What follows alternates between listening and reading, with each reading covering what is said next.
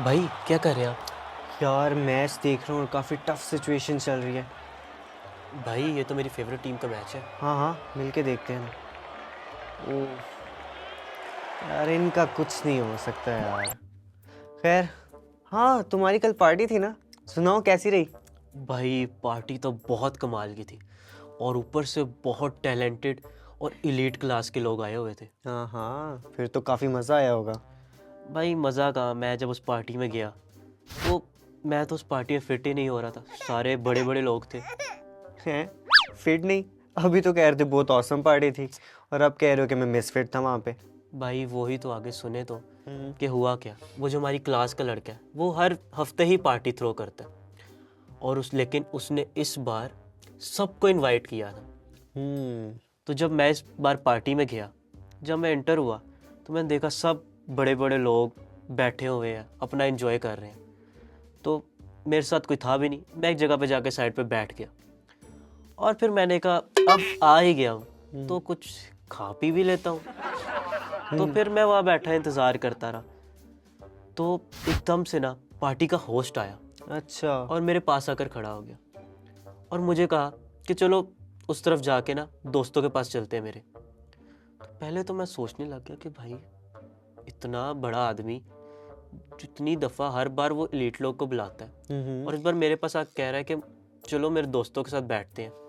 तो भाई मैं तो परेशान ही हो गया और ऊपर जब वो मुझे अपने दोस्तों के पास लेकर गया हम्म। तो सारे एलीट क्लास के लोग और जितने बड़े लोग थे वो सारे देख ही जा रहे थे कि ये हमारे पास नहीं आया, उसके पास जाकर और उसको इधर लेकर आकर उनको इंट्रोड्यूस भी करा रहा है।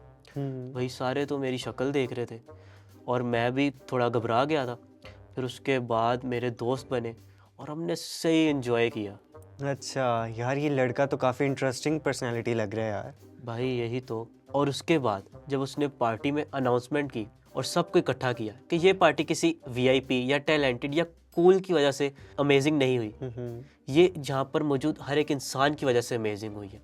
और इस बात का भाई मुझ पर बहुत असर हुआ कि भाई जो इंसान हर हफ्ते पार्टी थ्रो करता था और किसी और को बुलाता ही नहीं था, सिर्फ वीआईपी टैलेंटेड लोग होते थे, और उसने आज क्या बात करती है। एग्जैक्टली, काफ़ी अच्छी बात की है उसने।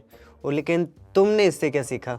होस्ट की बात से मुझे ये सीखने को मिला कि कुछ लोग आज भी स्टेटस को वैल्यू नहीं करते बल्कि जिंदगियों को वैल्यू करते हैं। एग्जैक्टली, उसने बिल्कुल ठीक बात की। और आजकल ऐसे नौजवान मिलते कहाँ हैं, और लोगों ने तो स्टेटस और क्लास को ही सब कुछ बनाया हुआ है। इनफैक्ट उसे किसी दिन डिनर पे बुलाओ हमारे घर। जी भाई, मैं भी यही सोच रहा था, ज़रूर उसे इनवाइट करता हूँ। अरे, मैच भी स्टार्ट हो गया, चलो इनिंग देखते हैं, बाकी बातें बाद में। इतवार का दिन था और फरीसियों में से एक ने यीशु को दोपहर के खाने की दावत दी। खाने के दौरान यीशु ने उन आदमियों को एक कहानी सुनाई। कहानी मेहमान नवाजी के बारे में थी, लेकिन ये खुदा की बादशाहत के बारे में एक तमसील भी थी। यीशु ने कहा, एक शख्स ने एक बड़ी दावत का इंतजाम किया और बहुत से लोगों को मदऊ किया। रस्म यह थी कि मेहमानों की एक फहरिस्त तैयार की जाती जो आमतौर पर बरादरी के मोअज़्ज़ज़ अफराद पर मुश्तमिल थी, और खाने से कई दिन पहले दावतनामे भेजे जाते। इस तरह वो बता सकते थे कि आया वो आ सकते हैं या कौन सी वजूहात उन्हें रोक रही हैं। तैयारियां रात के खाने से कई दिन पहले शुरू हो गई थी। मेजबान की इज्जत उसकी मेहमान नवाजी की फजीलत पर मुनस्सर थी। खाने का मेयार बेमिसाल होना चाहिए था और पेशकश में भी कमाल होना जरूरी था।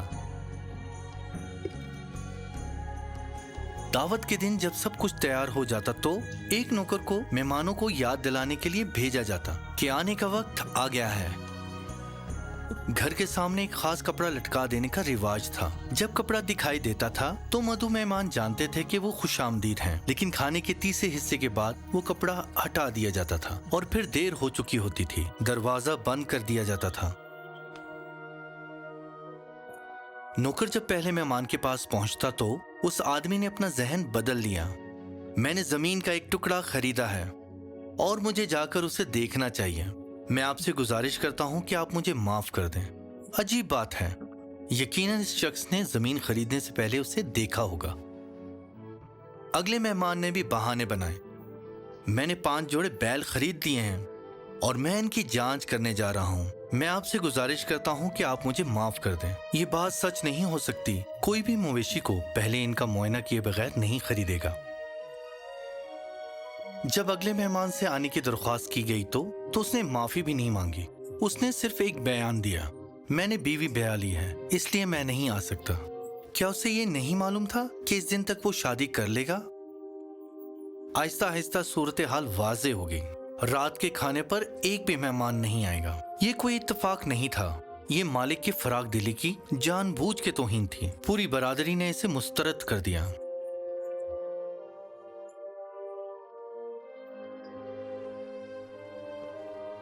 जब नौकर वापस आया और बताया कि क्या हुआ तो आका बहुत नाराज हुआ। इसके मधु अफराद का सलूक बेइज्जती का था, लेकिन अब उसे कुछ करना था ताकि वो मेहमान नवाजी की सच्ची हकीकत को जाहिर करे।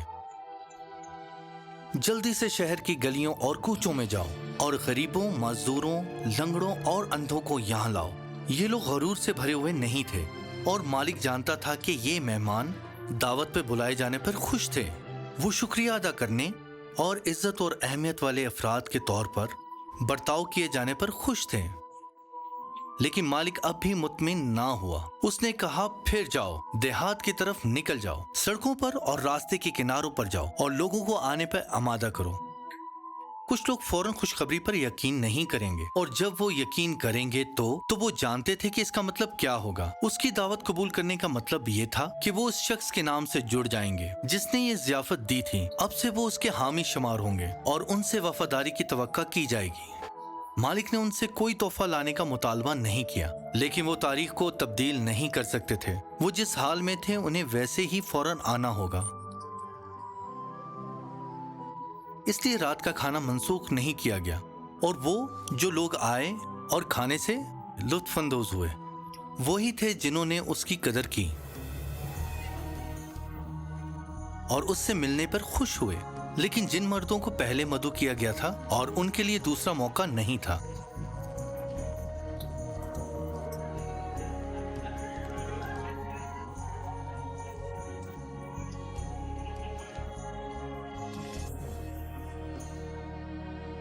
यीशु ने लोगों को खुदा की बादशाही में दावत दी, लेकिन फरीसियों ने सिर्फ इस पर तनकीद की। ज्यादातर वही लोग उसके शागिर्द बने जो उसे जानते थे कि वो गुनाहगार हैं और जिंदगी में नई शुरुआत की जरूरत है। इरफान भाई, क्या हाल हेलो, है? क्या हाल है? ठीक है, Good कैसे हैं? evening. और कैसे कैसे हो आप सब? बिल्कुल ठीक हो? आप कैसे हैं? जी शुक्र है बस। हम इस तमसील की वीडियो में देखते हैं कि आदमी ने लोगों को बुलाया दावत में, लेकिन उसके रिस्पांस में लोग नहीं आए। मैं अगर अपने आप को देखूं और मैं कोई पार्टी रखूं और मैं अपने फ्रेंड्स को, फैमिली को इनवाइट करूं और अगर वो ना आए तो मुझे तो बहुत गुस्सा आएगा और मैं तो दोबारा उनकी शक्ल देखना भी पसंद नहीं करूंगी। तो आप सबका इसके बारे में क्या ख्याल है? और स्पेशली अगर इनवाइट किया हो और एडवांस में बताया हो कि आपने इस डेट पे आना और फिर भी ना कोई आए तो हर्ट तो होगा। लेकिन अगर देखा जाए तो उनकी ना आने की वजह तो वो तो बिल्कुल वैलिड थी कि जिस तरह अगर हम देखें जो एक शख्स था जिस तरह हमने तमसील में देखा कि वो अपनी शादी की वजह से नहीं आया और जो दूसरा है वो अपनी इम्पोर्टेंट खेतों की वजह से नहीं आया। देखें, मैं समझता हूँ कि बात तो सबकी वैलिड है और अगर हम आज देखें तो सब बिजी होते हैं। बात सिर्फ ये है कि आपने अपने उस लव्ड वन को प्रायोरिटाइज किया या नहीं किया, उसको तरजीह दी है या नहीं दी, क्या आप उसके बुलाने पे गए हैं या नहीं गए। So it's about priority.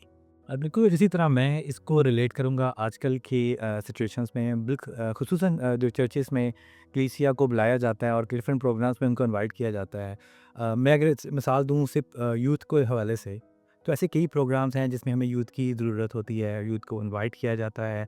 पर इसमें हम यानी यूथ बिज़ी है या स्टडीज़ में बिज़ी है या जॉब का कोई इशू है, तो हम इसी तरह से अपनी एक्सक्यूज़ेस देते रहते हैं। तो ये हम इसको रिलेट कर सकते हैं उस मेज़बान यानी कि जो खुदा हमें बुला रहा है और जो चर्च है वो नौकर के तौर पर जैसे कि वो इसको अरेंजमेंट कर रहा है।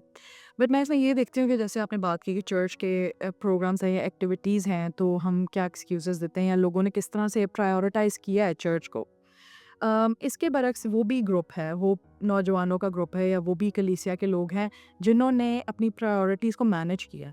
जिन्होंने चर्च को, खिदमत को प्रायोरिटाइज़ किया है, उसके साथ वो अपनी स्टडीज़ भी मैनेज करते हैं, अपने एग्ज़ाम्स, जॉब सब कुछ मैनेज करते हैं।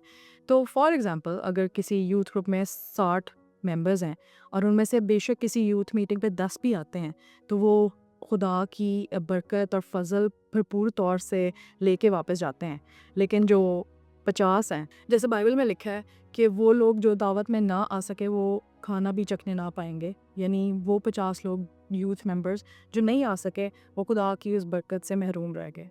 और जो आपने बात की है, मैं I am going to build on top of that कि जो वो शख्स है जिसने ज़ियाफ़त की और लोगों को बुलाया, वो हमें खुदा की जगह नज़र आता है।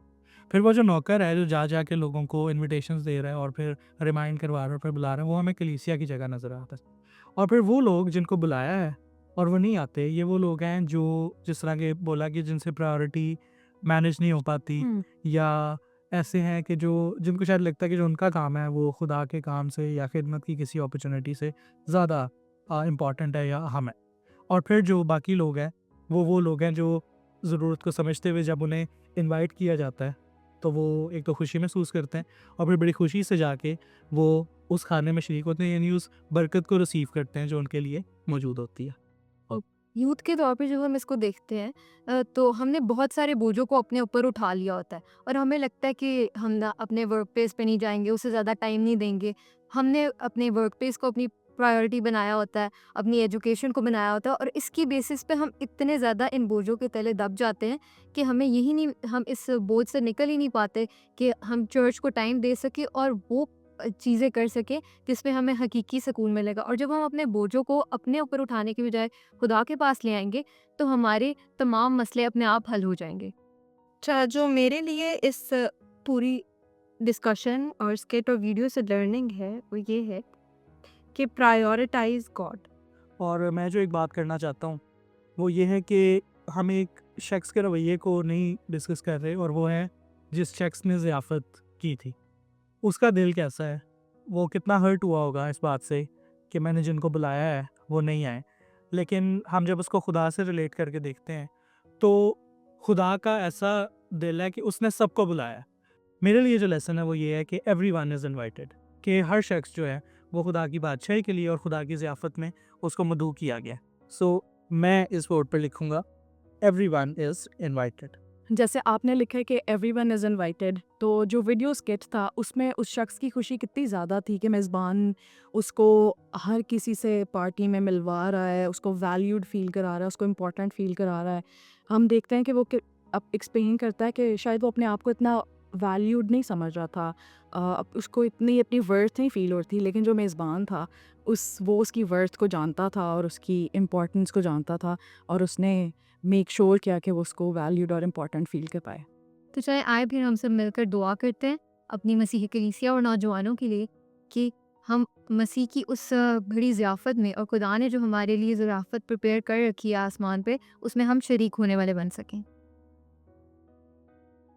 काजू मतलब आसमान और ज़मीन के खुदा, हम तेरे से शुक्रगुज़ार हैं खुदावंद कि तूने हमें उस बड़ी अपनी कौम में शिरकत की तौफ़ीक बख्शी जिसके लायक हम नहीं थे खुदावंद, और तूने हमें बूरे से उठाकर तख्ते शाही पे बैठाया और हमें उस बड़ी ज़ियाफ़त में शरीक होने के काबिल बनाया, और मसीह यीशु की उस बड़ी कुर्बानी की सबब से ही हम उस ज़ियाफ़त में शरीक हो सकते हैं। खुदावंद मैं दुआ मांगती हूँ अपने तमाम नौजवानों के लिए कि वो इसकी कीमत को समझ सकें और इसकी अहमियत को समझ सकें कि तूने जो ज़ियाफ़त आसमान पर हमारे लिए प्रिपेयर कर रखी है, हम उसको उसमें शरीक हो सकें और अपने आप को उसके लिए अवेलेबल रखें और उसकी कीमत को जानते हुए, उसकी अहमियत को जानते हुए अपने काम और किरदार को उसी के मुताबिक ढालने वाले बन सकें।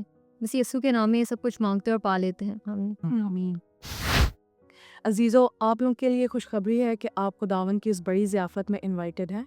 हो सकता है कि आपको ऐसा लग रहा हो कि आप इस ज़ियाफ़त में शामिल नहीं हो सकते, लेकिन मेरी आपसे गुजारिश है कि आप इसकी अहमियत को समझें और खुदा को तरजीह दें और इस ज़ियाफ़त में शामिल हों। अगर आप लोग भी अपनी कोई स्टोरी हमारे साथ शेयर करना चाहते हैं तो पाक 7 के फेसबुक प्लेटफॉर्म से हमसे रब्ता करें। इस एपिसोड में इतना ही, मिलते हैं अगले एपिसोड में। खुदा हाफ़िज़।